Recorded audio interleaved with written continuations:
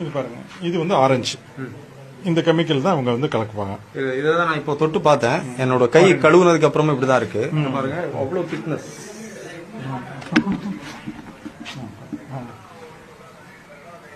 இவ்வளவு ஒரு அடர்த்தியான கலர். இது வந்து உடம்புல என்னென்ன மாற்றம்? இதெல்லாம் போச்சுன்னா நம்ம உடம்புக்குள்ள இருந்து வெளியே வர்றதுக்கே 60 நாள் ஆகுங்க.